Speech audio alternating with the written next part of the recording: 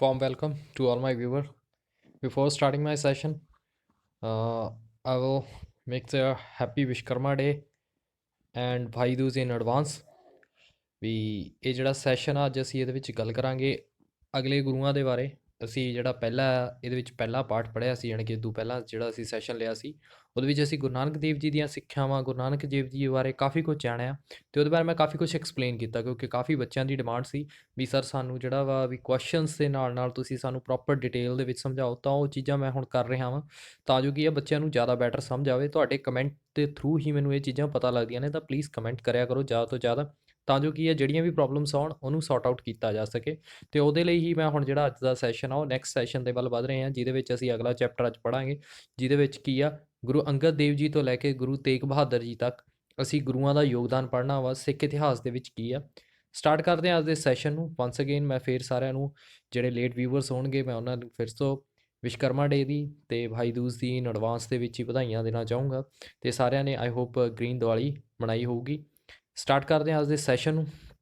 ਦੇਖੋ ਜੀ, ਜਿਹੜਾ ਪਹਿਲਾ ਕੁਐਸਚਨ ਆ ਸਾਡੇ ਕੋਲ ਕੀ ਆ, ਭਾਈ ਲਹਿਣਾ ਜੀ ਕਿਸ ਗੁਰੂ ਸਾਹਿਬਾਨ ਦਾ ਪਹਿਲਾ ਨਾਮ ਸੀ? ਇਹ ਸਭ ਨੂੰ ਪਤਾ ਵਾ ਕਿ ਭਾਈ ਲਹਿਣਾ ਜੀ ਜਿਹੜੇ ਕਿ ਗੁਰੂ ਨਾਨਕ ਦੇਵ ਜੀ ਦੇ ਨਾਲ ਰਹੇ ਜਦੋਂ ਤੱਕ ਉਹਨਾਂ ਦੇ ਅੰਤਿਮ ਸਮੇਂ ਦੇ ਵਿੱਚ, ਅਤੇ ਗੁਰੂ ਜੀ ਨੇ ਉਹਨਾਂ ਨੂੰ ਗੁਰਗੱਦੀ ਦਿੱਤੀ ਗਈ, ਉਹਨਾਂ ਦਾ ਨਾਮ ਜਿਹੜਾ ਸੀ ਉਹ ਚੇਂਜ ਕੀਤਾ ਗਿਆ ਭਾਈ ਲਹਿਣਾ ਤੋਂ। ਉਹ ਕੌਣ ਸੀਗੇ? ਗੁਰੂ ਅੰਗਦ ਦੇਵ ਜੀ। ਇਹ ਸਿੱਖਾਂ ਦੇ ਕਿਹੜੇ ਨੇ? ਦੂਸਰੇ ਗੁਰੂ ਸਾਹਿਬਾਨ ਮੰਨੇ ਜਾਂਦੇ ਨੇ।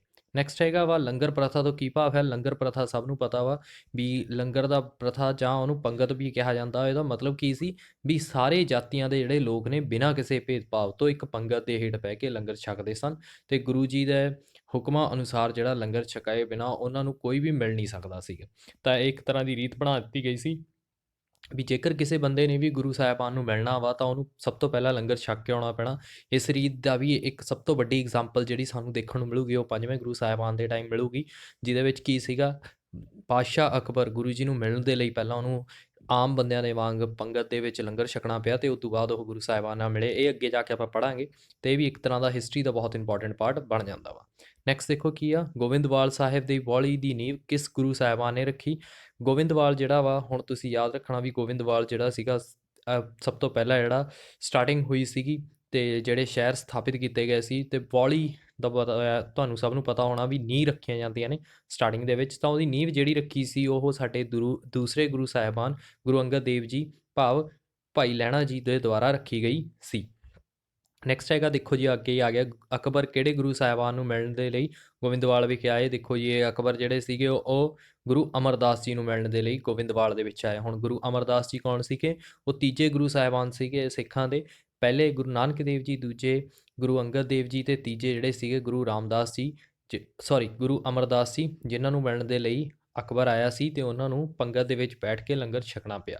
ਅੱਗੇ ਹੈਗਾ ਮਨਸਦ ਪ੍ਰਥਾ ਦੇ ਦੋ ਉਦੇਸ਼। ਮਨਸਦ ਪ੍ਰਥਾ ਦਾ ਭਾਵ ਕੀ ਸੀਗਾ ਵੀ ਜਿਹੜੇ ਸਿੱਖ ਸੀਗੇ ਉਹਨਾਂ ਨੂੰ ਧਰਮ ਦੇ ਲਈ, ਉਹਨਾਂ ਨੂੰ ਅੱਗੇ ਵਧਾਉਣ ਦੇ ਲਈ, ਆਪਣੇ ਧਰਮ ਦਾ ਪ੍ਰਚਾਰ ਕਰਨ ਦੇ ਲਈ ਅਤੇ ਸਿੱਖਾਂ ਨੂੰ ਇਕੱਠੇ ਕਰਨ ਦੇ ਲਈ ਇਹ ਪ੍ਰਥਾ ਚਲਾਈ ਜਾਂਦੀ ਸੀਗੀ, ਤਾਂ ਜੋ ਕੀ ਆ ਵੀ ਸਾਰੇ ਸਿੱਖ ਗੁਰੂ ਸਾਹਿਬਾਨ ਦੇ ਨਾਲ ਇਕੱਠੇ ਹੋ ਕੇ ਸਿੱਖ ਧਰਮ ਦਾ ਪ੍ਰਚਾਰ ਕਰਨ ਅਤੇ ਉਹਨਾਂ ਦੇ ਵਿਕਾਸ ਕਾਰਜਾਂ ਨੂੰ ਅੱਗੇ ਵਧਾਉਣ, ਅਤੇ ਇਹਨਾਂ ਉਦੇਸ਼ਾਂ ਨਾਲ ਕੰਮ ਕੀਤਾ ਜਾਂਦਾ ਜੀ। ਦੇਖੋ ਇਹਦੇ ਵਿੱਚ ਮੇਨ ਮੋਟਿਵ ਕੀ ਸੀਗਾ ਵੀ ਸਿੱਖ ਧਰਮ ਦੇ ਕੰਮਾਂ ਦੇ ਵਿੱਚ ਧਨ ਨੂੰ ਇਕੱਠਾ ਕਰਨਾ ਅਤੇ ਸਿੱਖਾਂ ਨੂੰ ਸੰਗਠਿਤ ਕਰਨਾ, ਉਹਨਾਂ ਨੂੰ ਇੱਕ ਜਗ੍ਹਾ 'ਤੇ ਲੈ ਕੇ ਆਉਣਾ, ਤਾਂ ਜੋ ਕੀ ਆ ਵੀ ਉਹ ਸਾਰੇ ਮਿਲ ਜੁਲ ਕੇ ਵਧੀਆ ਢੰਗ ਦੇ ਨਾਲ ਆਪਣਾ ਜਿਹੜਾ ਲਾਈਫ ਆ ਉਹ ਜੀ ਸਕਣ। ਅੱਗੇ ਹੈਗਾ ਵਾ ਸਿੱਖਾਂ ਦੇ ਚੌਥੇ ਗੁਰੂ ਕਿਹੜੇ ਸਨ ਅਤੇ ਉਹਨਾਂ ਨੇ ਕਿਹੜਾ ਸ਼ਹਿਰ ਵਸਾਇਆ? ਸਭ ਨੂੰ ਪਤਾ ਵਾ ਵੀ ਜਿਹੜੇ ਚੌਥੇ ਗੁਰੂ ਸੀਗੇ ਉਹ ਕੌਣ ਸੀਗੇ? ਗੁਰੂ ਰਾਮਦਾਸ ਜੀ ਸੀਗੇ, ਜਿਹੜੇ ਕਿ ਚੌਥੇ ਗੁਰੂ ਸਾਹਿਬਾਨ ਬਣੇ ਗੁਰੂ ਅਮਰਦਾਸ ਜੀ ਤੋਂ ਬਾਅਦ, ਅਤੇ ਇਹਨਾਂ ਨੇ ਰਾਮਦਾਸਪੁਰ ਭਾਵ ਅੰਮ੍ਰਿਤਸਰ ਜਿਹੜਾ ਸੀਗਾ ਉਹਨਾਂ ਨੇ ਹੀ ਵਸਾਇਆ ਸੀ, ਅਤੇ ਬਾਅਦ ਵਿੱਚ ਇਹਦੀ ਡਿਵੈਲਪਮੈਂਟ ਹੌਲੀ ਹੌਲੀ ਜਿਹੜੇ ਅੱਗੇ ਅੱਗੇ ਗੁਰੂ ਸਾਹਿਬਾਨ ਆਉਂਦੇ ਗਏ ਤਾਂ ਉਹਨਾਂ ਨੇ ਉਹਨਾਂ ਦੀ ਡਿਵੈਲਪਮੈਂਟ ਦੇ ਵਿੱਚ ਹੋਰ ਵੀ ਜ਼ਿਆਦਾ ਯੋਗਦਾਨ ਪਾਇਆ।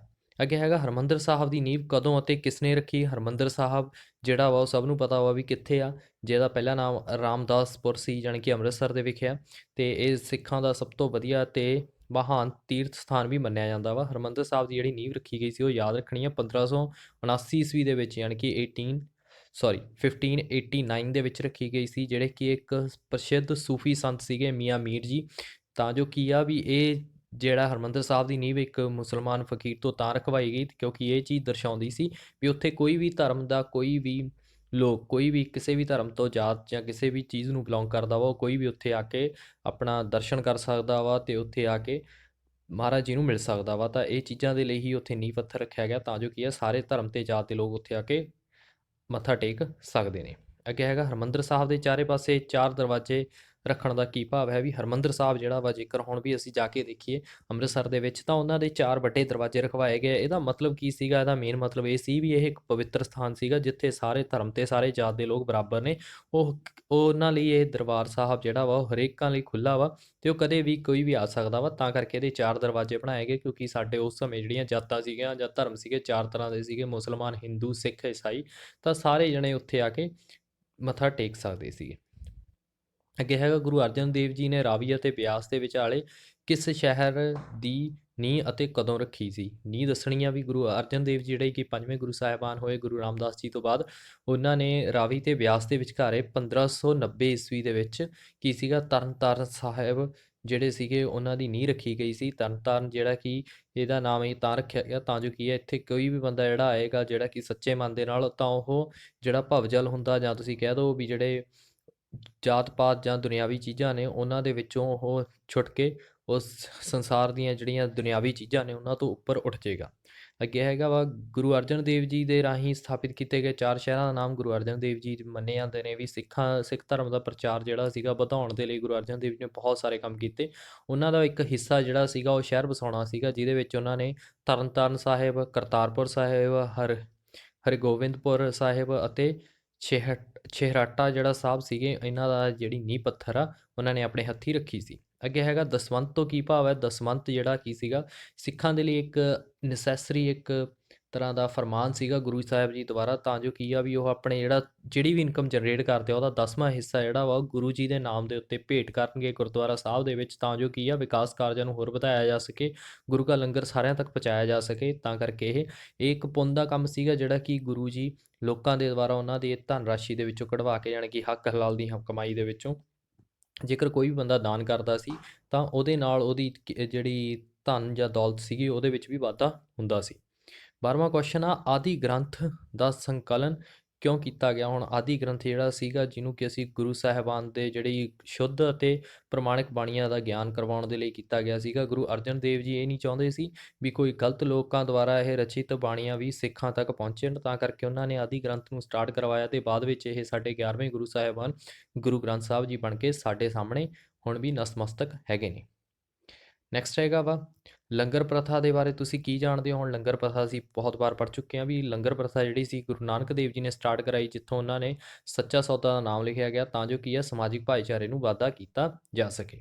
ਅੱਗੇ ਹੈਗਾ ਗੁਰੂ ਅੰਗਦ ਦੇਵ ਜੀ ਨੇ ਸੰਗਤ ਪ੍ਰਥਾ ਦੇ ਰਾਹੀਂ ਸਿੱਖਾਂ ਨੂੰ ਕੀ ਉਦੇਸ਼ ਦਿੱਤਾ? ਹੁਣ ਗੁਰੂ ਅੰਗਦ ਦੇਵ ਜੀ ਜਿਹੜੇ ਕਿ ਸਿੱਖਾਂ ਦੇ ਦੂਜੇ ਗੁਰੂ ਸੀਗੇ, ਉਹਨਾਂ ਨੇ ਸੰਗਤ ਪ੍ਰਥਾ ਦੇ ਨਾਲ ਇਹ ਚੀਜ਼ ਦੱਸਿਆ ਵੀ ਕੋਈ ਵੀ ਸਿੱਖ ਨਾ ਉਹ ਉੱਚਾ ਨਾ ਉਹ ਨੀਵਾਂ, ਉਹਦੇ ਵਿੱਚ ਕੋਈ ਭੇਦਭਾਵ ਨੂੰ ਭੁੱਲ ਕੇ ਸਾਰੇ ਆਪਸ ਦੇ ਵਿੱਚ ਪਿਆਰ ਮੁਹੱਬਤ ਦੇ ਨਾਲ ਰਹਿਣ, ਤਾਂ ਜੋ ਕੀ ਹੈ ਕਿ ਇਨਸਾਨੀਅਤ ਨੂੰ ਅੱਗੇ ਵਧਾਇਆ ਜਾ ਸਕੇ। ਅੱਗੇ ਹੈਗਾ ਗੁਰੂ ਅੰਗਦ ਦੇਵ ਜੀ ਦੁਆਰਾ ਪੰਗਤ ਪ੍ਰਥਾ ਦੇ ਬਾਰੇ ਤੁਸੀਂ ਕੀ ਜਾਣਦੇ ਹੋ? ਹੁਣ ਗੁਰੂ ਅੰਗਦ ਦੇਵ ਜੀ ਨੇ ਇੱਕ ਪੰਗਤ ਪ੍ਰਥਾ ਵੀ ਚਲਾਈ ਸੀ, ਸੰਗਤ ਤੇ ਪੰਗਤ 2 ਪ੍ਰਥਾਵਾਂ ਚਲਾਈਆਂ ਸੀਗੀਆਂ ਤਾਂ ਜੋ ਕੀ ਆ ਸਿੱਖਾਂ ਦਾ ਹੋਰ ਵੀ ਜ਼ਿਆਦਾ ਵਿਕਾਸ ਹੋ ਸਕੇ। ਗੁਰੂ ਨਾਨਕ ਦੇਵ ਜੀ ਸਾਹਿਬ ਤੋਂ ਇਹ ਚੱਲੀ ਪੰਗਤ ਪ੍ਰਥਾ ਵਿੱਚ ਜਿਹੜੇ ਗੁਰੂ ਅੰਗਦ ਦੇਵ ਜੀ ਨੇ ਅੱਗੇ ਵਧਾਇਆ ਤੇ ਉਹਨਾਂ ਦਾ ਇਸ ਦਾ ਖਰਚ ਜਿਹੜਾ ਸੀਗਾ ਉਹ ਸਿੱਖਾਂ ਦੇ ਕਾਰ ਸੇਵਾ ਦੁਆਰਾ ਚਲਾਇਆ ਜਾਂਦਾ ਸੀ, ਜਾਣੀ ਕਿ ਜਿਹੜੇ ਸਿੱਖ ਆਪਣੀ ਆਮਦਨ ਦੇ ਵਿੱਚ ਜਿਹੜਾ ਦਸਵੰਧ ਕੱਢਦੇ ਸੀਗੇ ਉਹਦੇ ਥਰੂ ਉਹ ਜਿਹੜਾ ਪ੍ਰਥਾ ਸੀਗੀ ਉਹ ਅੱਗੇ ਵਧਾਈ ਜਾਂਦੀ ਸੀ। ਅੱਗੇ ਹੈ ਗੁਰੂ ਅੰਗਦ ਦੇਵ ਜੀ ਰਾਹੀਂ ਅਖਾੜਿਆਂ ਦੀ ਸਥਾਪਨਾ ਬਾਰੇ ਲਿਖੋ ਵੀ ਗੁਰੂ ਅੰਗਦ ਦੇਵ ਜੀ ਨੇ ਅਖਾੜਿਆਂ ਦੀ ਸਥਾਪਨਾ ਕਿਉਂ ਕੀਤੀ ਸੀ? ਗੁਰੂ ਅੰਗਦ ਦੇਵ ਜੀ ਚਾਹੁੰਦੇ ਸੀ ਵੀ ਜਿਹੜੇ ਸਿੱਖ ਨੇ ਉਹ ਸਿਰਫ ਅਧਿਆਤਮਿਕ ਤੌਰ 'ਤੇ ਨਾ ਅੱਗੇ ਵਧਣ, ਉਹ ਆਪਣੇ ਸਰੀਰਕ ਤੌਰ 'ਤੇ ਸਿਹਤਮੰਦ ਵੀ ਰਹਿਣ। ਤਾਂ ਕਰਕੇ ਖਡੂਰ ਸਾਹਿਬ ਦੇ ਵਿੱਚ ਗੁਰੂ ਜੀ ਨੇ ਇੱਕ ਅਖਾੜਾ ਬਣਵਾਇਆ ਤਾਂ ਜੋ ਕੀ ਆ ਵੀ ਸਾਡੇ ਜਿਹੜੇ ਸਿੱਖ ਜਿਹੜੇ ਭਾਈਚਾਰੇ ਦੇ ਲੋਕ ਨੇ ਉਹ ਉੱਥੇ ਆ ਕੇ ਆਪਣੀ ਕਸਰਤ ਕਰਨ ਤੇ ਆਪਣੇ ਸਰੀਰ ਨੂੰ ਸਿਹਤਮੰਦ ਬਣਨ ਤੇ ਸਾਰੀਆਂ ਚੀਜ਼ਾਂ ਨੂੰ ਵਧੀਆ ਢੰਗ ਨਾਲ ਕਰ ਸਕਣ। ਅੱਗੇ ਹੈਗਾ ਗੋਬਿੰਦਵਾਲ ਬਾਰੇ ਤੁਸੀਂ ਕੀ ਜਾਣਦੇ ਹੋ? ਗੋਬਿੰਦਵਾਲ ਜਿਹੜਾ ਸੀਗਾ ਉਹਨਾਂ ਦਾ ਸ਼ਹਿਰ ਦੀ ਸਥਾਪਨਾ ਗੁਰੂ ਅੰਗਦ ਦੇਵ ਜੀ ਨੇ ਕੀਤੀ ਸੀ ਤਾਂ ਜੋ ਕੀ ਆ ਉਹ ਸਿੱਖਾਂ ਦਾ ਇੱਕ ਧਾਰਮਿਕ ਕੇਂਦਰ ਬਣ ਸਕੇ ਤੇ ਸਿੱਖ ਉੱਥੇ ਆ ਕੇ ਆਪਣਾ ਜਿਹੜਾ ਜੀਵਨ ਆ ਜਾਂ ਆਪਣੀ ਜਿਹੜੀਆਂ ਚੀਜ਼ਾਂ ਨੇ ਜਾਂ ਆਪਣੀਆਂ ਇੱਛਾਵਾਂ ਨੇ ਉਹਨੂੰ ਪੂਰੀਆਂ ਕਰ ਸਕਣ। ਅੱਗੇ ਹੈ ਗੁਰੂ ਰਾਮਦਾਸ ਜੀ ਨੇ ਜਾਤ ਪਾਤ ਦੇ ਬਾਰੇ ਵਿਚਾਰ ਕਰੋ ਵੀ ਗੁਰੂ ਰਾਮਦਾਸ ਜੀ ਜਿਹੜੇ ਸੀਗੇ ਉਹ ਜਾਤ ਪਾਤ ਨੂੰ ਜਮਾ ਹੀ ਨਹੀਂ ਮੰਨਦੇ ਸੀ ਤੇ ਉਹ ਭੇਦਭਾਵ ਤੇ ਛੂਤ-ਛਾਤ ਦਾ ਵਿਰੋਧ ਕਰਦੇ ਸਨ ਤੇ ਹਮੇਸ਼ਾ ਸਾਰਿਆਂ ਨੂੰ ਦੱਸਦੇ ਸੀ ਵੀ ਜਿਹੜਾ ਇਨਸਾਨ ਆ ਉਹਨੂੰ ਇਨਸਾਨੀਅਤ ਦੇ ਉੱਤੇ ਚੱਲਣਾ ਚਾਹੀਦਾ, ਨਾ ਕਿ ਧਰਮ ਤੇ ਜਾਂ ਜਾਤ ਪਾਤ ਦੇ ਉੱਤੇ। ਅੱਗੇ ਹੈ ਸਤੀ ਪ੍ਰਥਾ ਬਾਰੇ ਗੁਰੂ ਰਾਮਦਾਸ ਜੀ ਦਾ ਕੀ ਵਿਚਾਰ ਸੀ। ਹੁਣ ਜਿਹੜਾ ਸਤੀ ਪ੍ਰਥਾ ਸੀ ਸਭ ਤੋਂ ਵੱਡੀ ਤੇ ਸਭ ਤੋਂ ਜ਼ਿਆਦਾ ਭਿਅੰਕਰ ਮੰਨੀ ਜਾਣ ਵਾਲੀ ਪ੍ਰਥਾ ਸੀ, ਜਿਹਦੇ ਵਿੱਚ ਜੇਕਰ ਇੱਕ ਇਸਤਰੀ ਦਾ ਹਸਬੈਂਡ ਮਰ ਜਾਂਦਾ ਸੀ ਤਾਂ ਉਹਨੂੰ ਉਹਦੀ ਚਿਤਾ ਦੇ ਵਿੱਚ ਜਿੰਦਾ ਹੀ ਜਲਾ ਦਿੱਤਾ ਜਾਂਦਾ ਸੀਗਾ। ਗੁਰੂ ਰਾਮਦਾਸ ਜੀ ਨੇ ਗੁਰੂ ਅਮਰਦਾਸ ਜੀ ਨੇ ਗੁਰੂ ਅਮਰਦਾਸ ਜੀ ਨੇ ਸਤੀ ਪ੍ਰਥਾ ਦਾ ਬਹੁਤ ਜ਼ਿਆਦਾ ਖੰਡਨ ਕੀਤਾ ਤੇ ਉਹਨਾਂ ਨੇ ਇਹ ਗੱਲ ਕਹੀ ਵੀ ਸਾਨੂੰ ਇਸ ਤਰੀਕੇ ਦੇ ਜਿਹੜੇ ਭੇਦਭਾਵ ਨੇ ਜਾਂ ਇਹੋ ਜਿਹੀਆਂ ਚੀਜ਼ਾਂ ਦੇ ਵਿੱਚ ਰੀਤੀ ਰਿਵਾਜਾਂ ਨੂੰ ਖੰਡਨ ਕਰਨਾ ਚਾਹੀਦਾ ਵਾ। ਅੱਗੇ ਹੈ ਗੁਰੂ ਰਾਮਦਾਸ ਜੀ ਵੱਲੋਂ ਨਿਰਮਾਣ ਕੀਤਾ ਗਿਆ ਗੋਬਿੰਦਵਾਲ ਦੂਜੇ ਧਾਰਮਿਕ ਸਥਾਨਾਂ ਨਾਲੋਂ ਕਿਵੇਂ ਵੱਖ ਸੀਗਾ। ਹੁਣ ਗੁਰੂ ਅਮਰਦਾਸ ਜੀ ਨੇ ਜਿਹੜਾ ਗੋਬਿੰਦਵਾਲ ਬਣਾਇਆ ਸੀ ਉਹ ਦੂਜੇ ਧਾਰਮਿਕ ਸਥਾਨਾਂ ਨਾਲੋਂ ਡਿਫਰੈਂਟ ਸੀਗਾ। ਕਿਉਂ? ਕਿਉਂਕਿ ਉੱਥੇ ਜਿਹੜਾ ਸੀਗਾ ਇਹ ਸਮੂਹਕ ਮਿਹਨਤ ਨਾਲ ਬਣਾਇਆ ਗਿਆ ਸੀ, ਯਾਨੀ ਕਿ ਇਹਦੇ ਵਿੱਚ ਸਿੱਖਾਂ ਨੇ ਸਾਰਿਆਂ ਨੇ ਮਿਹਨਤ ਕੀਤੀ ਸੀਗੀ ਤੇ ਜਿਸ ਦੇ ਵਿੱਚ ਨਾ ਕਿਸੇ ਦੇਵੀ ਜਾਂ ਦੇਵਤਾ ਦੀ ਪੂਜਾ ਨਹੀਂ ਹੁੰਦੀ ਸੀ ਤੇ ਨਾ ਹੀ ਕੋਈ ਪੁਜਾਰੀ ਰੱਖਿਆ ਜਾਂਦਾ ਸੀ। ਤਾਂ ਉੱਥੇ ਕੀ ਸੀਗਾ, ਜਿਹੜੇ ਇੱਕ ਸਿੱਖ ਸੀਗੇ ਉਹ ਆਪਣੇ ਸੰਗਤ ਜਾਂ ਪੰਗਤ ਬਣਾ ਕੇ ਉੱਥੇ ਰਹਿੰਦੇ ਸੀ ਤੇ ਉੱਥੇ ਕੀ ਸੀਗਾ, ਰੱਬ ਦੀ ਗੁਣਗਾਨ ਕੀਤਾ ਜਾਂਦਾ ਸੀ। ਪਰ ਉੱਥੇ ਦੇਵੀ ਦੇਵਤਿਆਂ ਨੂੰ ਕਿਸੇ ਨੂੰ ਵੀ ਜਾਂ ਨਾ ਹੀ ਉਹਨਾਂ ਦੀ ਪੂਜਾ ਕੀਤੀ ਜਾਂਦੀ ਤੇ ਨਾ ਹੀ ਕੋਈ ਪੁਜਾਰੀ ਰੱਖ ਕੇ ਉੱਥੇ ਕੀ ਆ ਧਰਮ ਦਾ ਜਾਂ ਜਿਹੜਾ ਡਿਫਰੈਂਟ ਜੋ ਊਚ ਨੀਚ ਦੀਆਂ ਭਾਵਨਾਵਾਂ ਬਣਾਈਆਂ ਹੋਈਆਂ ਸੀ ਉਹਨੂੰ ਖਤਮ ਕਰਨ ਦੀ ਕੋਸ਼ਿਸ਼ ਕੀਤੀ ਗਈ। ਅੱਗੇ ਸੀ ਗੁਰੂ ਅਮਰਦਾਸ ਜੀ ਦਾ ਜਨਮ, ਵਿਆਹ ਅਤੇ ਮੌਤ ਸੰਬੰਧੀ ਕੀ ਸੁਧਾਰ ਕੀਤੇ ਗਏ। ਵੀ ਗੁਰੂ ਅਮਰਦਾਸ ਜੀ ਦਾ ਜਿਹੜਾ ਜਨਮ ਅਤੇ ਵਿਆਹ ਦੇ ਮੌਕੇ ਜਿਹੜਾ ਸੀਗਾ ਆਨੰਦ ਬਾਣੀ ਦਾ ਪਾਠ ਕਰਨ ਦਾ ਪ੍ਰਥਾ ਤੇ ਸਿੱਖਾਂ ਨੂੰ ਹੁਕਮ ਦਿੱਤਾ ਕਿ ਮੌਤ ਦੇ ਸਮੇਂ ਉਹ ਈਸ਼ਵਰ ਦੀ ਉਸਤਤ ਤੇ ਭਗਤੀ ਦੀ ਸ਼ਬਦ ਗਾਉਣ। ਯਾਨੀ ਕਿ ਗੁਰੂ ਅਮਰਦਾਸ ਜੀ ਨੇ ਜਿਹੜਾ ਸੀਗਾ ਜਿਹੜੇ ਪੁਰਾਣੇ ਚੱਲੇ ਆ ਰਹੇ ਰੀਤੀ ਰਿਵਾਜ ਉਹਨਾਂ ਨੂੰ ਖਤਮ ਕੀਤਾ ਤੇ ਉਹਨਾਂ ਨੇ ਆਨੰਦ ਕਰਨ ਤੇ ਆ ਖੁਸ਼ੀ ਦੇ ਮਾਹੌਲ ਦੇ ਵਿੱਚ ਉਹਨਾਂ ਨੇ ਅਲੱਗ ਤੋਂ ਇੱਕ ਬਾਣੀ ਰਚੀ ਤੇ ਉਹ ਜਦੋਂ ਬੰਦੇ ਦੀ ਮੌਤ ਹੋ ਜਾਂਦੀ ਹੈ ਤਾਂ ਉਹ ਚਾਹੁੰਦੇ ਸੀ ਵੀ ਉਹ ਸਾਰੇ ਜਣੇ ਈਸ਼ਵਰ ਦੀ ਭਗਤੀ ਕਰਦੇ ਹੋਏ ਹੀ ਆਪਣੇ ਪ੍ਰਾਣ ਤਿਆਗਣ। ਅੱਗੇ ਹੈ ਰਾਮਦਾਸਪੁਰ ਜਾਂ ਅੰਮ੍ਰਿਤਸਰ ਦੀ ਸਥਾਪਨਾ ਦਾ ਕੀ ਮਹੱਤਵ ਦੱਸੋ। ਵੀ ਜਿਹੜਾ ਰਾਮਦਾਸ ਸੀਗਾ ਰਾਮਦਾਸਪੁਰ ਸੀਗਾ, ਇਹਦੀ ਸਥਾਪਨਾ ਜਿਹੜੀ ਸੀ ਉਹ ਸਿੱਖਾਂ ਨੇ ਅਲੱਗ ਤੀਰਥ ਸਥਾਨ ਬਣਾ ਦਿੱਤਾ ਤੇ ਇਹ ਇੱਕ ਹੁਣ ਮਹੱਤਵਪੂਰਨ ਵਪਾਰਕ ਕੇਂਦਰ ਵੀ ਬਣ ਗਿਆ ਸੀਗਾ, ਕਿਉਂਕਿ ਇੱਥੇ ਜਿਹੜੀ ਡਿਵੈਲਪਮੈਂਟ ਸੀ ਉਹ ਹੋਰ ਵੀ ਜ਼ਿਆਦਾ ਹੋਣ ਲੱਗ ਗਈ ਸੀ। ਅੱਗੇ ਹੈ ਗੁਰੂ ਰਾਮਦਾਸ ਜੀ ਅਤੇ ਅਕਬਰ ਬਾਦਸ਼ਾਹ ਦੀ ਮੁਲਾਕਾਤ ਦਾ ਮਹੱਤਵ ਦੱਸੋ। ਵੀ ਗੁਰੂ ਰਾਮਦਾਸ ਜੀ ਜਿਹੜੇ ਸੀਗੇ ਉਹ ਅਕਬਰ ਦੇ ਮੁਲਾਕਾਤ ਦੋਨੀ ਇਹ ਕੀ ਸੀ, ਦੋਸਤੀਪੂਰਨ ਸੰਬੰਧ ਕਾਇਮ ਕਰਨਾ ਚਾਹੁੰਦੇ ਸੀ ਤੇ ਗੁਰੂ ਰਾਮਦਾਸ ਜੀ ਨੂੰ ਮਿਲਣ ਦੇ ਲਈ ਅਕਬਰ ਨੂੰ ਕੀ ਸੀਗਾ, ਪੰਗਤ ਦੇ ਵਿੱਚ ਬੈਠ ਕੇ ਲੰਗਰ ਛਕਣਾ ਪਿਆ ਤੇ ਉਸ ਤੋਂ ਬਾਅਦ ਹੀ ਉਹ ਗੁਰੂ ਸਾਹਿਬ ਜੀ ਨਾਲ ਮਿਲ ਸਕੇ। ਅੱਗੇ ਹੈ ਲਾਹੌਰ ਦੀ ਬਾਊਲੀ ਬਾਰੇ ਤੁਸੀਂ ਜਾਣਕਾਰੀ ਦਿਓ। ਵੀ ਲਾਹੌਰ ਦੇ ਵਿੱਚ ਵੀ ਇੱਕ ਬਾਊਲੀ ਤਿਆਰ ਕੀਤੀ ਗਈ ਸੀ, ਉਹਦੇ ਬਾਰੇ ਤੁਸੀਂ ਦੱਸਣਾ ਵਾ। ਲਾਹੌਰ ਦੇ ਵਿੱਚ ਡੱਬੀ ਬਾਜ਼ਾਰ ਦੇ ਨਾਮ ਤੇ ਬਾਊਲੀ ਦਾ ਨਿਰਮਾਣ ਗੁਰੂ ਅਰਜਨ ਦੇਵ ਜੀ ਨੇ ਕਰਾਇਆ, ਜਿਹੜੇ ਕਿ ਪੰਜਵੇਂ ਸਿੱਖ ਗੁਰੂ ਸੀਗੇ ਤੇ ਉੱਥੇ ਇਹ ਵਪਾਰਕ ਨਾਮ ਦੇ ਉੱਤੇ ਵੀ ਬਹੁਤ ਜ਼ਿਆਦਾ ਮਸ਼ਹੂਰ ਹੋਈ, ਕਿਉਂਕਿ ਇੱਥੇ ਵੀ ਵਪਾਰ ਦੀ ਫੁੱਲਤ ਜਿਹੜੀ ਹੋਈ ਸੀਗੀ ਗੁਰੂ ਅਰਜਨ ਦੇਵ ਜੀ ਦੁਆਰਾ ਰੱਖੀ ਗਈ ਨੀਂਹ ਦੇ ਕਰਕੇ ਹੀ ਹੋਈ ਸੀ। ਅੱਗੇ ਹੈ ਗੁਰੂ ਅਰਜਨ ਦੇਵ ਜੀ ਦੇ ਨੂੰ ਆਦਿ ਗ੍ਰੰਥ ਦੀ ਸਥਾਪਨਾ ਦੀ ਲੋੜ ਕਿਉਂ ਪਈ। ਕਿਉਂਕਿ ਗੁਰੂ ਅਰਜਨ ਦੇਵ ਜੀ ਜਿਹੜੇ ਸੀਗੇ ਪੰਜਵੇਂ ਗੁਰੂ ਸੀਗੇ ਸਿੱਖਾਂ ਦੇ ਤੇ ਉਹ ਚਾਹੁੰਦੇ ਸੀ ਵੀ ਜਿਹੜੇ ਸਿੱਖ ਨੇ ਉਹਨਾਂ ਦੇ ਸ਼ੁੱਧ ਬਾਣੀ ਤੇ ਵਧੀਆ ਵਿਚਾਰ ਸੁਣਨ। ਤਾਂ ਕਰਕੇ ਉਹਨਾਂ ਨੇ ਕੀ ਹੈ, ਇੱਕ ਪਵਿੱਤਰ ਧਾਰਮਿਕ ਗ੍ਰੰਥ ਦੀ ਸਥਾਪਨਾ ਕੀਤੀ ਜਿਹਦੇ ਵਿੱਚ ਸਾਰੇ ਗੁਰੂ ਸਾਹਿਬਾਨਾਂ ਦੀ ਜਿਹੜੀ ਬਾਣੀ ਸੀ ਉਹ ਦਰਜ ਕੀਤੀ ਗਈ, ਤਾਂ ਜੋ ਕੀ ਆ ਵੀ ਸਾਡੇ ਸਿੱਖ ਅੱਗੇ ਚੱਕ ਕੇ ਆਪਣੇ ਹੀ ਪਵਿੱਤਰ ਗ੍ਰੰਥ ਨੂੰ ਪੜ੍ਹਨ, ਨਾ ਕਿ ਕਿਸੇ ਹੋਰ ਚੀਜ਼ਾਂ ਦੇ ਵਿੱਚ ਫਸ ਕੇ ਉਹ ਫੇਰ ਜਾਤ ਪਾਤ ਦੇ ਵਿੱਚ ਫਸ ਜਾਣ। ਅੱਗੇ ਹੈ ਗੁਰੂ ਅਰਜਨ ਦੇਵ ਜੀ ਵੇਲੇ ਘੋੜਿਆਂ ਦਾ ਵਪਾਰ ਦੇ ਕੋਈ ਦੋ ਲਾਭ। ਵੀ ਗੁਰੂ ਅਰਜਨ ਦੇਵ ਜੀ ਜਿਹੜੇ ਸੀਗੇ ਉਹਨਾਂ ਨੇ ਵਪਾਰਕ ਪ੍ਰਥਾ ਨੂੰ ਵੀ ਅੱਗੇ ਵਧਾਉਣ ਦੀ ਕੋਸ਼ਿਸ਼ ਕੀਤੀ ਤੇ ਉਹਨਾਂ ਨੇ ਕਈ ਨਵੀਆਂ ਚੀਜ਼ਾਂ ਜਿਹੜੀਆਂ ਸੀਗੀਆਂ ਉਹ ਚਲਾਈਆਂ। ਉਹਨਾਂ ਵਿੱਚੋਂ ਜਿਹੜਾ ਸੀ ਘੋੜੇ ਦਾ ਵਪਾਰ ਵੀ ਇੱਕ ਮਹੱਤਵਪੂਰਨ ਹਿੱਸਾ ਸੀ। ਇਸ ਵਪਾਰ ਦੇ ਨਾਲ ਜਿਹੜੇ ਸਿੱਖ ਸੀਗੇ ਉਹ ਅਮੀਰ ਬਣੇ ਤੇ ਗੁਰੂ ਸਾਹਿਬਾਨ ਦੇ ਖਜ਼ਾਨੇ ਦੇ ਵਿੱਚ ਵੀ ਵਾਧਾ ਹੋਇਆ ਸੀਗਾ ਤੇ ਇਹਦੇ ਨਾਲ ਜਿਹੜੀ ਜਾਤ ਪ੍ਰਥਾ ਦੀ ਨੂੰ ਕਰਾਰੀ ਚੋਟ ਮਿਲੀ ਸੀ, ਕਿਉਂਕਿ ਇਹ ਵਪਾਰ ਜਿਹੜਾ ਸੀ ਉਹ ਹਰੇਕ ਬੰਦੇ ਲਈ ਓਪਨ ਸੀਗਾ, ਜਿਹੜਾ ਮਰਜ਼ੀ ਆ ਕੇ ਬੰਦਾ ਉੱਥੇ ਆਪਣੀ ਜਿਹੜੀ ਚੀਜ਼ ਸੀਗੀ ਉਹਨੂੰ ਵੇਚ ਸਕਦਾ ਸੀ। ਅੱਗੇ ਹੈ ਗੁਰੂ ਅਰਜਨ ਦੇਵ ਜੀ ਦੇ ਸਮਾਜ ਸੁਧਾਰਕ ਸੰਬੰਧੀ ਕੋਈ ਦੋ ਕੰਮ। ਗੁਰੂ ਅਰਜਨ ਦੇਵ ਜੀ ਉਹ ਸਿਰਫ ਵਪਾਰਕ ਪ੍ਰਥਾ ਨਹੀਂ ਸਗੋਂ ਧਾਰਮਿਕ ਲਈ ਵੀ ਨਹੀਂ, ਸਗੋਂ ਉਹਨਾਂ ਨੇ ਸਮਾਜਿਕ ਸੁਧਾਰ ਦੇ ਲਈ ਵੀ ਬਹੁਤ ਸਾਰੇ ਕੰਮ ਕੀਤੇ। ਜਿਵੇਂ ਉਹਨਾਂ ਨੇ ਵਿਧਵਾ ਵਿਆਹ ਦਾ ਪ੍ਰਚਲਨ ਚਲਾਇਆ ਤੇ ਉਹਨਾਂ ਨੇ ਕਿਹਾ ਤੇ ਸਿੱਖਾਂ ਨੂੰ ਸ਼ਰਾਬ ਤੇ ਹੋਰ ਜਿਹੜੀਆਂ ਨਸ਼ੀਲੀਆਂ ਚੀਜ਼ਾਂ ਸੀ ਉਹਨੂੰ ਸੇਵਨ ਕਰਨ ਤੋਂ ਮਨਾਹੀ ਕੀਤੀ, ਤਾਂ ਜੋ ਕੀ ਆ ਵੀ ਸਿੱਖ ਜਿਹੜੇ ਨੇ ਉਹ ਸ਼ੁੱਧ ਤੇ ਇੱਕ ਸ਼ਾਕਾਹਾਰੀ ਤੇ ਇੱਕ ਵਧੀਆ ਇਨਸਾਨ ਬਣ ਕੇ ਨਿਕਲਣ ਤੇ ਹਰੇਕ ਦੀ ਮਦਦ ਕਰਨ, ਨਾ ਕਿ ਉਹ ਕਿਸੇ ਨੂੰ ਲੁੱਟ ਖਸੁੱਟ ਕਰਨ। ਅੱਗੇ ਹੈ ਗੁਰੂ ਅਰਜਨ ਦੇਵ ਜੀ ਅਤੇ ਅਕਬਰ ਦੇ ਨਾਲ ਸੰਬੰਧ ਦੱਸੋ। ਵੀ ਜਿਹੜੇ ਗੁਰੂ ਅਰਜਨ ਦੇਵ ਜੀ ਸੀਗੇ ਉਹ ਬਾਦਸ਼ਾਹ ਅਕਬਰ ਦੇ ਨਾਲ ਉਹ ਦੋਸਤਪੂਰਨ ਸੰਬੰਧ ਸੀਗੇ, ਕਿਉਂਕਿ ਅਕਬਰ ਜਿਹੜਾ ਸੀ ਉਹ ਇੱਕ ਨਿਆਂਪੀਨ ਦਾ ਰਾਜਾ ਸੀ ਤੇ ਗੁਰੂ ਅਰਜਨ ਦੇਵ ਜੀ ਨੂੰ ਅਜਿਹੇ ਇਨਸਾਨ ਪਸੰਦ ਸੀ, ਤਾਂ ਕਰਕੇ ਉਹਨਾਂ ਦੇ ਵਿੱਚ ਦੋਸਤੀ ਬਹੁਤ ਜ਼ਿਆਦਾ ਵਧੀਆ ਸੀ। ਅੱਗੇ ਹੈ ਜਹਾਂਗੀਰ ਗੁਰੂ ਅਰਜਨ ਦੇਵ ਜੀ ਨੂੰ ਕਿਉਂ ਸ਼ਹੀਦ ਕਰਨਾ ਚਾਹੁੰਦਾ ਸੀ। ਹੁਣ ਜਿਹੜਾ ਜਹਾਂਗੀਰ ਸੀ ਉਹ ਅਕਬਰ ਦਾ ਬੇਟਾ ਸੀ, ਪਰ ਉਹਦਾ ਜ਼ਿਆਦਾ ਵਧੀਆ ਰਵੱਈਆ ਨਹੀਂ ਸੀਗਾ ਸਿੱਖਾਂ ਦੇ ਪ੍ਰਤੀ, ਕਿਉਂਕਿ ਉਹ ਇਹ ਚੀਜ਼ ਤੋਂ ਡਰਦਾ ਸੀ, ਕਿਉਂਕਿ ਗੁਰੂ ਅਰਜਨ ਦੇਵ ਜੀ ਦੀ ਜਿਹੜੀ ਪ੍ਰਸਿੱਧੀ ਸੀ ਉਹਨਾਂ ਦੇ ਕੰਮਾਂ ਕਰਕੇ ਦੂਰ ਦੂਰ ਤੱਕ ਹੋਣ ਲੱਗ ਗਈ ਸੀ। ਜਹਾਂਗੀਰ ਇਹ ਨਹੀਂ ਚਾਹੁੰਦਾ ਸੀ, ਤਾਂ ਕਰਕੇ ਉਹ ਗੁਰੂ ਜੀ ਨੂੰ ਸ਼ਹੀਦ ਕਰਨ ਦੇ ਲਈ ਕਈ ਤਰ੍ਹਾਂ ਦੇ ਹੱਥਕੰਡੇ ਅਪਣਾਉਣ ਲੱਗ ਗਿਆ ਸੀਗਾ।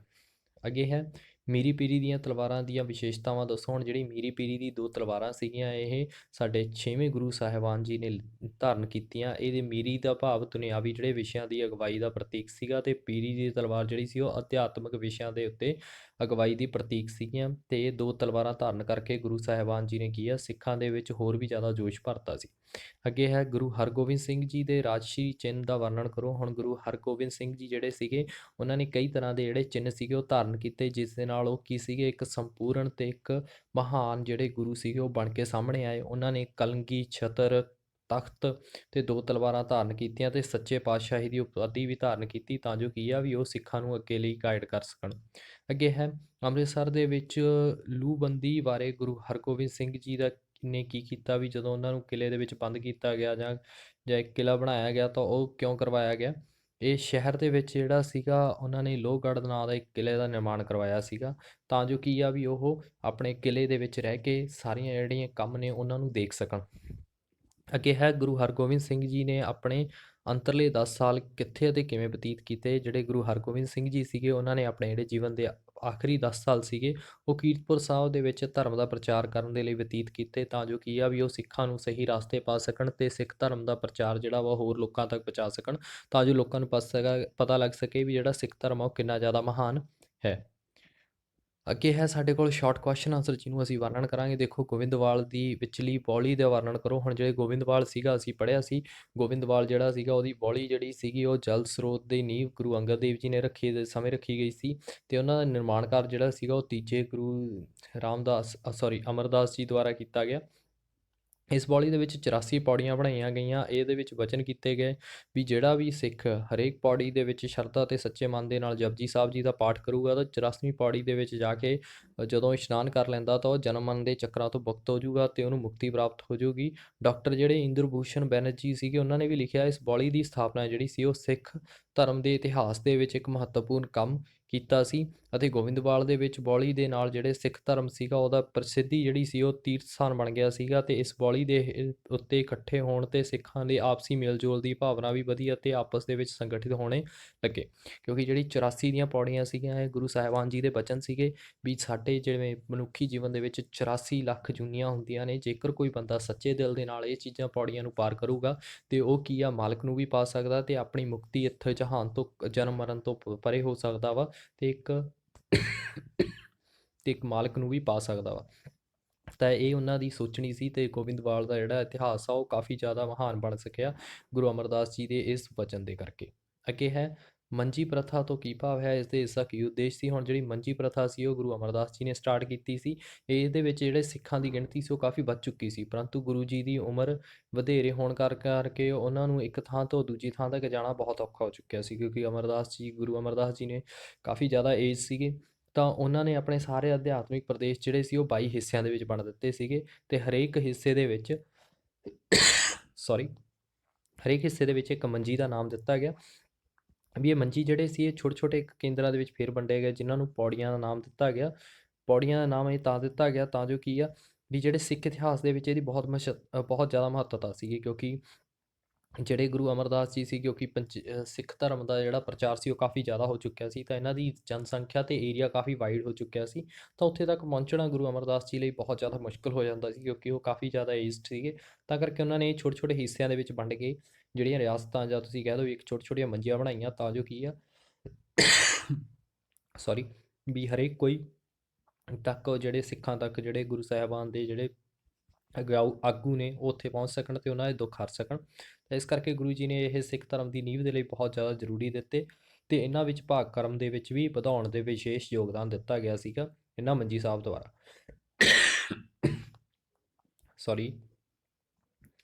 ਨੈਕਸਟ ਹੈ ਗੁਰੂ ਅਮਰਦਾਸ ਜੀ ਦੁਆਰਾ ਸਿੱਖਾਂ ਦੀ ਮਦਦ ਦੇ ਵਿੱਚ ਕਿਵੇਂ ਨਖੇੜਿਆ। ਵੀ ਹੁਣ ਜਿਹੜੇ ਗੁਰੂ ਨਾਨਕ ਦੇਵ ਜੀ ਸੀਗੇ ਉਹਨਾਂ ਦੇ ਵੱਡੇ ਪੁੱਤਰ ਜਿਹੜੇ ਸੀਗੇ ਸ਼੍ਰੀ ਚੰਦ, ਜਿਹੜੇ ਉਦਾਸੀ ਦੇ ਸੰਪਰਦਾਇ ਦੀ ਸਥਾਪਨਾ ਕੀਤੀ ਤੇ ਉਹਨਾਂ ਨੇ ਸੰਨਿਆਸੀ ਦਾ ਪ੍ਰਚਾਰ ਕੀਤਾ। ਬਟ ਇਹ ਗੱਲ ਜਿਹੜੀ ਗੁਰੂ ਨਾਨਕ ਦੇਵ ਜੀ ਦੀਆਂ ਸਿੱਖਿਆਵਾਂ ਦੇ ਬਿਲਕੁਲ ਵਿਰੁੱਧ ਸੀ, ਕਿ ਗੁਰੂ ਅੰਗਦ ਦੇਵ ਜੀ ਨੇ ਸਿੱਖਾਂ ਨੂੰ ਸਪਸ਼ਟ ਕੀਤਾ ਵੀ ਸਾਨੂੰ ਕੀ ਹੈ, ਗ੍ਰਹਿਸਥੀ ਜੀਵਨ ਦੇ ਵਿੱਚ ਧਰਮ ਦਾ ਪ੍ਰਚਾਰ ਕਰਨਾ ਚਾਹੀਦਾ, ਸਾਨੂੰ ਸੰਨਿਆਸ ਜੀਵਨ ਦੀ ਕੋਈ ਜ਼ਰੂਰਤ ਨਹੀਂ। ਉਹਨਾਂ ਨੇ ਐਲਾਨ ਕੀਤਾ ਵੀ ਜੇ ਉਹ ਸਿੱਖ ਜਿਹੜਾ ਸੰਨਿਆਸ ਦੇ ਵਿੱਚ ਵਿਸ਼ਵਾਸ ਰੱਖਦਾ ਉਹ ਸੱਚਾ ਸਿੱਖ ਨਹੀਂ ਹੋ ਸਕਦਾ, ਕਿਉਂਕਿ ਗੁਰੂ ਨਾਨਕ ਦੇਵ ਜੀ ਨੇ ਜਿਹੜਾ ਸੀਗਾ ਉਹ ਧਰਮ ਦਾ ਪ੍ਰਚਾਰ ਕੀਤਾ। ਉਹਨਾਂ ਨੇ ਸੰਨਿਆਸੀ ਨਹੀਂ ਬਣੇ, ਸਗੋਂ ਗ੍ਰਸਤ ਜੀਵਨ ਦੇ ਵਿੱਚ ਰਹਿ ਕੇ ਆਪਣੀਆਂ ਸਾਰੀਆਂ ਜ਼ਿੰਮੇਵਾਰੀਆਂ ਨਿਭਾਈਆਂ ਤੇ ਨਾਲ ਦੀ ਨਾਲ ਜਿਹੜਾ ਆਪਣਾ ਧਰਮ ਸੀਗਾ ਉਹਦਾ ਵੀ ਪ੍ਰਚਾਰ ਕੀਤਾ, ਤਾਂ ਜੋ ਕੀ ਆ ਸਿੱਖਾਂ ਨੂੰ ਪਤਾ ਲੱਗ ਸਕੇ ਵੀ ਜਿਹੜੇ ਇਹ ਅਸੀਂ ਜਿਹੜੇ ਅਡੰਬਰ ਬਣਾਏ ਨੇ, ਜਾਂ ਤੁਸੀਂ ਕਹਿ ਦਿਓ ਵੀ ਜਿਹੜੇ ਸਾਡੇ ਪਖੰਡ ਜਿਹੜੇ ਰੀਤੀ ਰਿਵਾਜ ਚੱਲੇ ਆ ਰਹੇ ਨੇ ਉਹਨਾਂ ਦਾ ਖੰਡਨ ਕੀਤਾ, ਤਾਂ ਜੋ ਕੀ ਆ ਉਹ ਸਾਰਿਆਂ ਦੇ ਵਿੱਚ ਇੱਕ ਤਰ੍ਹਾਂ ਦੀ ਜੋਤ ਜਗਾ ਸਕਣ। ਜਿਹੜਾ ਕਿ ਰੱਬ ਆ ਉਹਨਾਂ ਨੇ ਦੱਸਿਆ ਸੀ ਵੀ ਸਾਰਿਆਂ ਵਿੱਚ ਹੀ ਆ, ਤਾਂ ਸਾਨੂੰ ਆਪਣੇ ਘਰ ਨੂੰ ਛੱਡ ਕੇ ਜਾਣ ਦੀ ਜ਼ਰੂਰਤ ਨਹੀਂ, ਸਗੋਂ ਅਸੀਂ ਘਰ ਦੇ ਵਿੱਚ ਰਹਿ ਕੇ ਦੂਜਿਆਂ ਨੂੰ ਵੀ ਗਾਈਡ ਕਰ ਸਕਦੇ ਹਾਂ। ਅੱਗੇ ਹੈ ਗੁਰੂ ਅਮਰਦਾਸ ਜੀ ਦੇ ਵਿਆਹ ਦੀਆਂ ਰੀਤੀਆਂ ਦੇ ਵਿੱਚ ਕਿਵੇਂ ਕੀ ਸੁਧਾਰ ਕੀਤੇ। ਗੁਰੂ ਅਮਰਦਾਸ ਜੀ ਜਿਹੜੇ ਕਿ ਤੀਜੇ ਸਿੱਖ ਸੀਗੇ, ਸਿੱਖਾਂ ਦੇ ਤੀਜੇ ਗੁਰੂ ਸਾਹਿਬਾਨ ਬਣੇ। ਉਹਨਾਂ ਨੇ ਜਾਤੀ ਮਤਭੇਦਾਂ ਦਾ ਰੋਗਾਂ ਤੋਂ ਬਹੁਤ ਜ਼ਿਆਦਾ ਵੱਧ ਚੁੱਕਿਆ ਸੀ, ਤੇ ਉਹਨਾਂ ਨੇ ਲੋਕ ਜਿਹੜੇ ਸੀ ਆਪਣੀ ਜਾਤੀ ਦੇ ਬਾਹਰ ਜਿਹੜਾ ਵਿਆਹ ਕਰਵਾਉਣ ਦਾ ਵਿਰੋਧ ਮੰਨਣ ਲੱਗੇ। ਈਵਨ ਉਹ ਕਾਫੀ ਜ਼ਿਆਦਾ ਤਸੀਹੇ ਦਿੰਦੇ ਸੀ ਜਿਹੜਾ ਬੰਦਾ ਕਿ ਆਪਣੇ ਧਰਮ ਤੋਂ ਬਾਹਰ ਜਾ ਕੇ ਮੈਰਿਜ ਕਰਵਾਉਂਦਾ ਸੀਗਾ, ਤੇ ਉਹਨਾਂ ਨੇ ਇਹ ਰੀਤੀ ਰਿਵਾਜ ਦੇ ਵਿੱਚ ਫੁੱਟ ਪਾਉਂਦੇ ਸੀਗੇ। ਤਾਂ ਇਸ ਕਰਕੇ ਜਿਹੜੇ ਸਿੱਖ ਸੀਗੇ ਉਹਨਾਂ ਦੇ ਜਿਹੜਾ ਮਤਭੇਦ ਨੂੰ ਭੁਲਾ ਕੇ ਅੰਤਰਜਾਤੀ ਜਿਹੜਾ ਵਿਆਹ ਕਰਾਉਣ ਦਾ ਹੁਕਮ ਦੇ ਦਿੱਤਾ, ਤੇ ਉਹਨਾਂ ਦੇ ਵਿਆਹ ਦੀਆਂ ਰਸਮਾਂ ਦੇ ਵਿੱਚ ਵੀ ਸੁਧਾਰ ਕੀਤਾ ਗਿਆ। ਤੇ ਜਿਹੜਾ ਹੁਣ ਵਿਆਹ ਦੇ ਵੇਲੇ ਜਿਹੜੇ ਫੇਰਿਆਂ ਦੀ ਰਸਮਾਂ ਸੀਗੀਆਂ ਉਹਨਾਂ ਨੂੰ ਲਾਵਾਂ ਦਾ ਪ੍ਰਥਾ ਸ਼ੁਰੂ ਕੀਤੀ, ਵੀ ਹੁਣ ਜਿਹੜੇ ਨੇ ਉਹ ਕੀ ਨੇ ਗੁਰੂ ਗ੍ਰੰਥ ਸਾਹਿਬ ਜੀ ਦੀ ਜਾਂ ਗੁਰਦੁਆਰਾ ਸਾਹਿਬ ਦੇ ਵਿੱਚ ਜਾ ਕੇ ਉਹ ਲਾਵਾਂ ਲੈਣਗੇ, ਤਾਂ ਜੋ ਕੀ ਆ ਵੀ ਉੱਥੇ ਉਹ ਰੱਬ ਦੇ ਅੱਗੇ ਹੀ ਲਾਵੇਂ ਲੈ ਰਹੇ ਨੇ। ਤਾਂ ਉਹ ਇੱਕ ਸੱਚਾ ਤੇ ਇੱਕ ਵਧੀਆ ਢੰਗ ਦਾ ਸੁਧਾਰ ਕੀਤਾ ਗਿਆ, ਤਾਂ ਜੋ ਕੀ ਆ ਵੀ ਜਿਹੜੇ ਇਹ ਰੀਤੀ ਰਿਵਾਜ ਪੁਰਾਣੇ ਚੱਲੇ ਆ ਰਹੇ ਸੀ ਉਹਨਾਂ ਨੂੰ ਇਹ ਖਤਮ ਕੀਤਾ ਜਾ ਸਕੇ। Last question of this session is we Anand Sahib ਬਾਰੇ ਨੋਟ ਲਿਖਣਾ ਵਾ। ਗੁਰੂ ਅਮਰਦਾਸ ਜੀ ਨੇ ਇੱਕ ਜਿਹੜੀ ਨਵੀਂ ਬਾਣੀ ਦੀ ਰਚਨਾ ਕੀਤੀ ਸੀ ਜਿਹਨੂੰ ਆਨੰਦ ਸਾਹਿਬ ਕਿਹਾ ਗਿਆ, ਤੇ ਗੁਰੂ ਸਾਹਿਬਾਨ ਨੇ ਆਪਣੇ ਸਿੱਖਾਂ ਨੂੰ ਹੁਕਮ ਦਿੱਤਾ ਸੀ ਕਿ ਉਹ ਜਨਮ, ਵਿਆਹ ਅਤੇ ਖੁਸ਼ੀ ਦੇ ਮੌਕੇ ਤੇ ਆਨੰਦ ਸਾਹਿਬ ਦਾ ਪਾਠ ਕਰਵਾਇਆ ਕਰਨਗੇ, ਤੇ ਰਾਗ ਦਾ ਪ੍ਰਵਰਚਨ ਕਰਕੇ ਜਿਹੜਾ ਭੇਦ ਮੰਤਰਾਂ ਦਾ ਉਚਾਰਨ ਕਰਕੇ ਮਹੱਤਵਪੂਰਨ ਬਿਲਕੁਲ ਖਤਮ ਨਹੀਂ ਗਿਆ। ਤੇ ਅਜੇ ਵੀ ਇਹ ਜਿਹੜੇ ਸਿੱਖ ਨੇ ਉਹਨਾਂ ਦੇ ਇਹੀ ਮੌਕਿਆਂ ਦੇ ਵਿੱਚ ਜਿਹੜੇ ਇਸੇ ਰਾਗ ਨੂੰ ਗਾਇਨ ਕਰਦੇ ਆ, ਤਾਂ ਜੋ ਕੀ ਆ ਵੀ ਉਹ ਸੁੱਖ ਸਮਰਿੱਧੀ ਪਾ ਸਕਣ, ਤੇ ਗੁਰੂ ਸਾਹਿਬਾਨ ਦੇ ਜਿਹੜੇ ਦਿੱਤੇ ਗਏ ਵਚਨ ਨੇ, ਫਰਮਾਏ ਗਏ ਵਚਨ ਨੇ, ਉਹਨਾਂ ਨੂੰ ਧਿਆਨ ਨਾਲ ਸੁਣ ਕੇ ਤੇ ਆਪਣੇ ਜੀਵਨ ਨੂੰ ਸਫਲ ਬਣਾ ਸਕਣ। ਤਾਂ ਇਹ ਸੀਗਾ ਅੱਜ ਦਾ ਸੈਸ਼ਨ। ਆਈ ਹੋਪ ਤੁਹਾਨੂੰ ਸਮਝ ਆਇਆ ਹੋਊਗਾ। ਇਹਦੇ ਵਿੱਚ ਅਸੀਂ ਜਿਹੜੀਆਂ ਵੀ ਗੱਲਾਂ ਕੀਤੀਆਂ ਮੈਂ ਤੁਹਾਨੂੰ ਪੂਰੀ ਡਿਟੇਲ ਦੇ ਵਿੱਚ ਸਮਝਾਉਣ ਦੀ ਕੋਸ਼ਿਸ਼ ਕੀਤੀ। ਜੇਕਰ ਕਿਸੇ ਬੱਚੇ ਨੂੰ ਫਿਰ ਵੀ ਕੋਈ ਪ੍ਰੋਬਲਮ ਆਉਂਦੀ ਆ ਤਾਂ ਮੈਨੂੰ ਜ਼ਰੂਰ ਕਮੈਂਟ ਬਾਕਸ ਦੇ ਵਿੱਚ ਲਿਖੋ, ਤੇ ਮੇਰੇ ਚੈਨਲ ਨਾਲ ਜੁੜੋ, just do it for our bright future. ਤੇ ਮੈਂ ਤੁਹਾਡੇ ਨਾਲ ਹੋਰ ਵੀ ਜਿਹੜੇ ਨਵੇਂ ਸੈਸ਼ਨ ਜਿਹੜਾ ਵਾ ਉਹ ਮੇਕ ਕਰਦਾ ਰਹੂੰਗਾ, ਤੇ ਤੁਹਾਡੀ ਜਿਹੜੀ ਪ੍ਰੋਬਲਮਸ ਨੂੰ ਸੌਰਟ ਆਊਟ ਕਰਦਾ ਰਹੂੰਗਾ। Thanks a lot watching for my session.